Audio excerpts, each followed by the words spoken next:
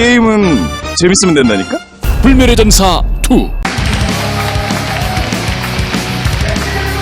Welcome everybody to the 2016 Round 2 semifinals. As you can see, it's myself and GTR tonight. And it is the Telecom Wars with KT Rolster versus SKT T1.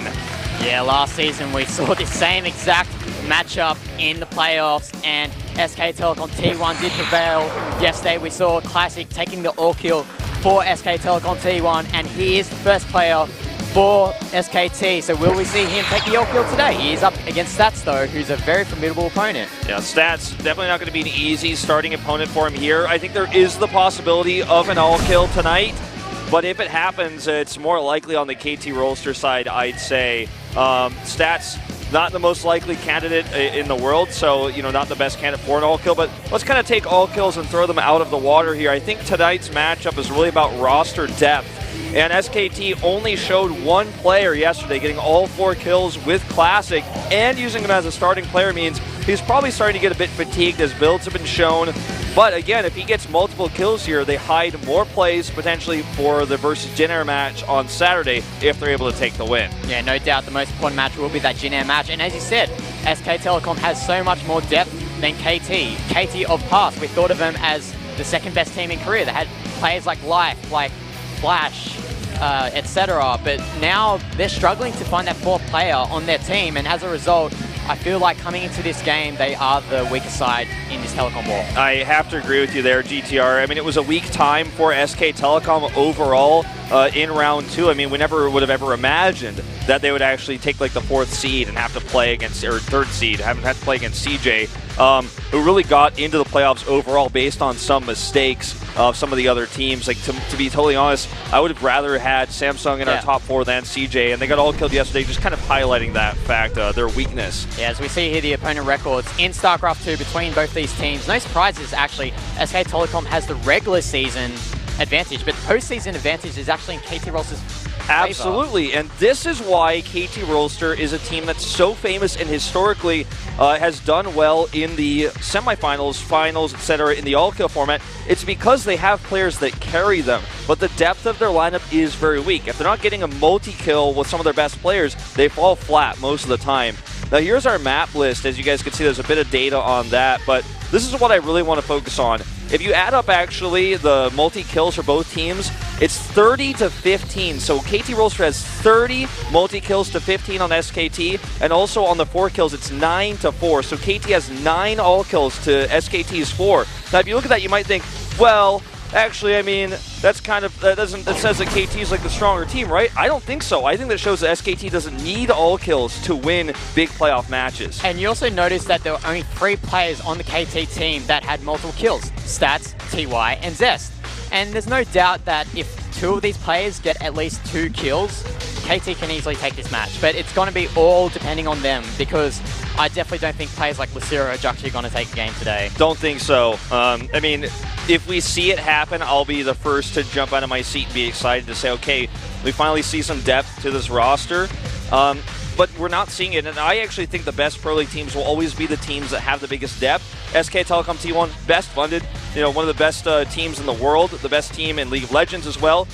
Just won MSI, you know, had one of their rougher tournaments, but still won it. This is basically the best esports organization in the world, consistency-wise, in the hardest region in the world. But when you take a look at Jin Air, who got #1 in the regular season of round 2, it's because suddenly their roster exploded with depth, and they actually had players like Cure taking multiple wins. And I feel like that's something that KT has been sorely lacking. They tried to pick it up in Life, but now he's gone, and no one can fill his shoes. Flash is gone as well. Well, they did try to pick up Leonov from a Freak of Freaks, but that didn't really work out for him. And we see here the hashtag battle between KT Win and SKT Win, and surprisingly KT is ahead in SKT. I guess all the SKT fans out there are just sleeping.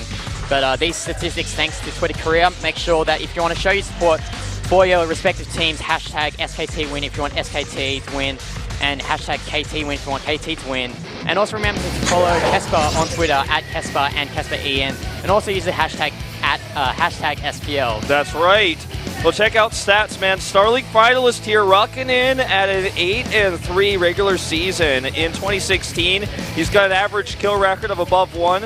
And as you can see, this total Pro League match this guy's been playing since Brood War, taking names for years. Yeah. A big veteran of StarCraft. He's a big veteran. I believe like tomorrow is his 9th or 8th year anniversary debut, which is just ridiculous. He's probably one of the most tenured players out there, along with maybe Stork, who's older than him. But now here we see Classic, the all-kill person, or all-kill player from yesterday. Yeah. And I'm really curious to see how well it's going to do against KT, considering how much more skilled KT is as a team. I predicted his all-kill yesterday. I got a lot of negative feedback on Twitter. People were saying, you're crazy. He's only played a few times this season. He didn't do well in either individual league. No, man. Have you seen him play? The 5 games he has played, he looks like a god right now. And if you add that 4 wins from yesterday to the 3-2, it makes him with a 7-2. We don't count that in official stats because this is the all-kill format. These best of ones where crazy things can happen. Momentum is factored in as well. But the first map is going to be Orbital Shipyard for this PvP, a matchup that Classic played yesterday. It looks like we're going to start that game right now. Stats versus Classic.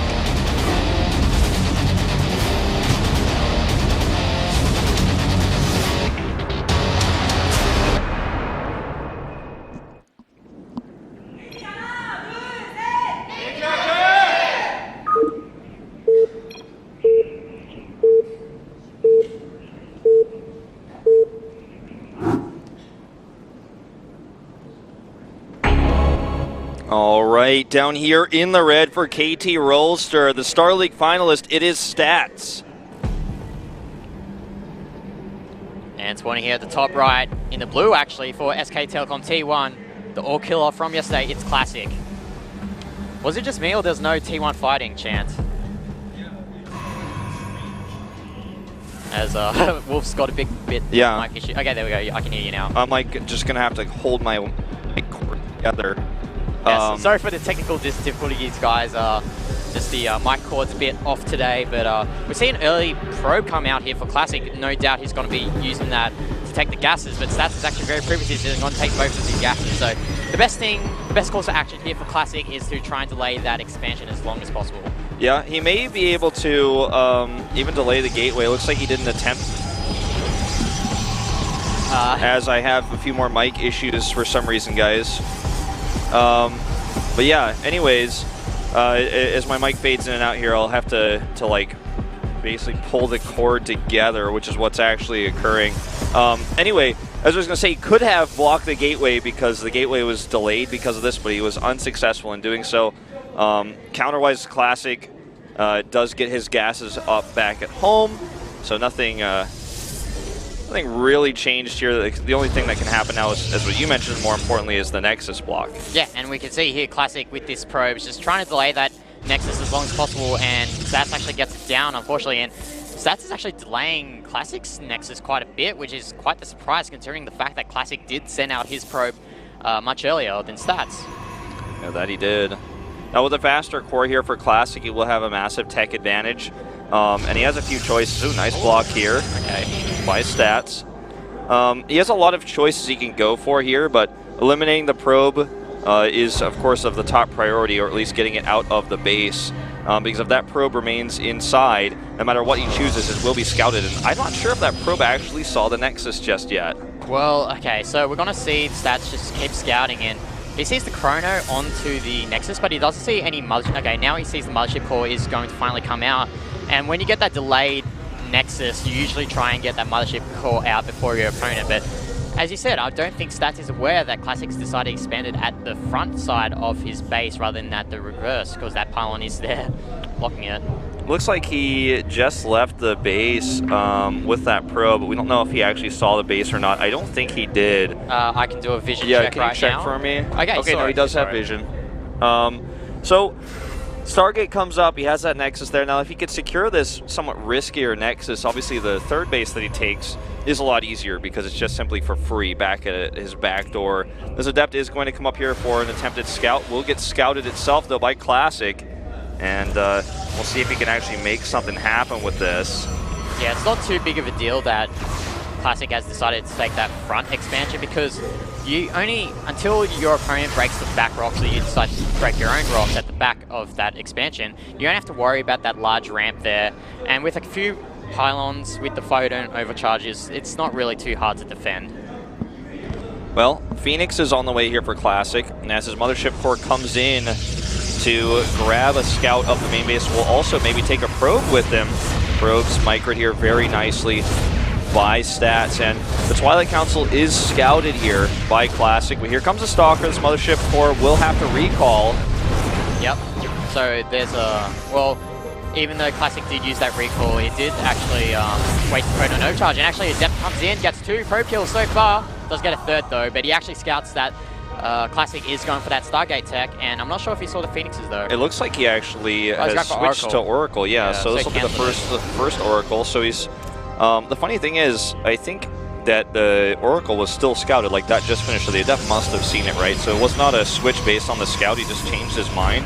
This pylon will be cleaned up here, and Stats will lose his foothold of the backdoor expansion, which will allow Classic to take a 3rd base. And with this Oracle and nothing on the map, like you send the Oracle around, he sees there's no pressure coming his way, he might feel comfortable to grab a 3rd Nexus, as Stats does the same here. So this is great scouting information. He knows he can plant the Nexus immediately upon seeing that Stats has done the same. And this is going to become one of those almost Cold War type PvPs where there's not a whole lot of action, it's just a big build-up.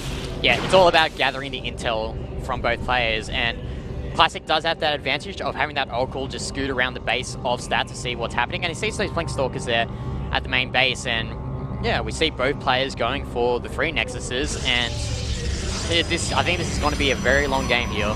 Now, one thing one of our great observers just pointed out is that Classic is mining from 4 gases, whereas Stats is mining from, until just now, 3. So he had a lot more minerals overall, but less gas. Just something subtle about the way that they're building. As you guys can see here, the Oracle will scout the late gas, but this forced away, was looking for some kills.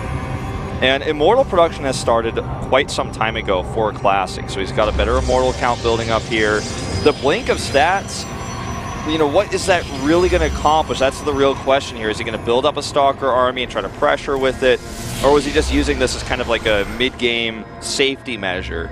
Yeah, we just got to wait and see how many probes that Stats decides to build on after this War Prism, because if he doesn't decide to add any more probes and he wants to use that War Prism for some sort of Blink Stalker all-in, as you can see here, he's got the +1 weapons upgrade as well going for him as well, while Classic on the meanwhile is going for those Immortals, and he's actually getting some Stasis Warded up in the case that Stats does decide to go for that all-in. I don't think this is going to be an all-in, but the thing is, because it's not, I worry for Stats. I mean, he is building more probes. Yeah, okay, now he adds the gateways, but he only has 3 gateways right now, so he's going to pressure first and then maybe kind of follow up with a secondary attack when that one will be the all-in. That one will be like the big punch. It's going to be like a smaller jab into the setup kill punch here for Stats. With extra gateways coming down, the extra gases, this is going to be a small harassment force to start things off, and he does have a Warp Prism with this, so this can get a lot more powerful.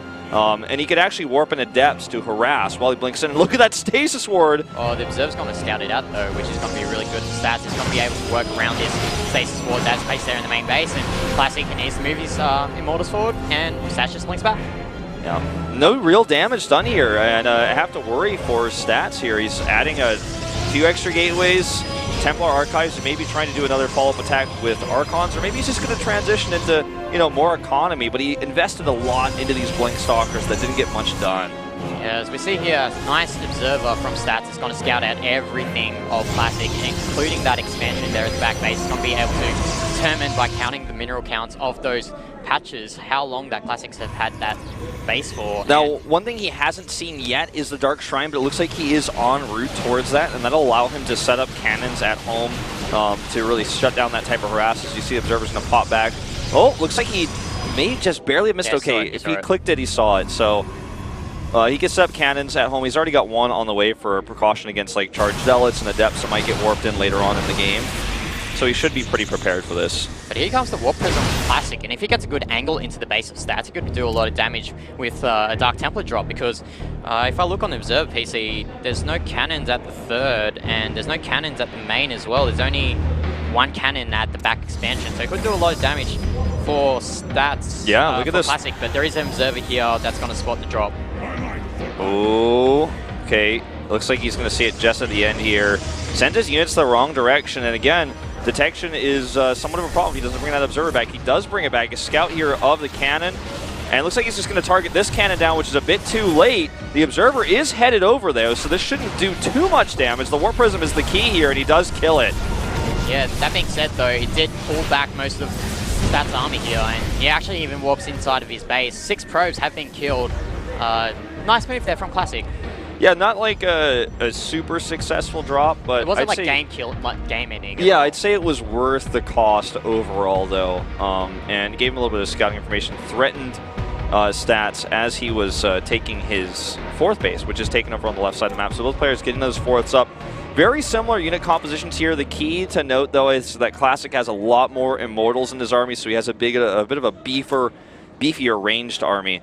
And, you know, everyone was saying for, like, of all time, like, why doesn't Blizzard just rework it so we have gateways and gateway mode and no warp gates? I'm like, well, with how Immortals are in the meta right now, I mean, the Robos are basically gateways. You rally these big, chunky gateway units out, and, I mean, sometimes, like, we were watching, yesterday you get games with, like, versus BL where Classic has, like, 15 Immortals in the army comp. Let's see if he can actually make this heavier Immortal style work. Yeah, I think Stats saw that Immortal count, and he definitely has to move back here. Or just actually find another angle. And actually, Warp Prism just flies into the cannon of Stats. Doesn't actually kill off the Warp Prism, though, which is quite unfortunate there for Stats. But Stats does have the aggressive positioning so far in this game. That Oracle's looking for a follow-up tag. With 2 cannons here, it's going to be tough to actually find anything. There's also a cannon at this location. Let's see what he warps. Okay, 3 DTs and 4 Zealots. He can definitely kill the cannons here with this many DTs. And this is going to force Stats to maybe go panic mode. He's going to engage here. Oh, not the fight he wants. Yeah, I think he's going to try and defend this with his next warp in. But the Zealots and the Dark Templars just doing so much damage right now. There's no cannon. He has no detection here, so this is a big problem.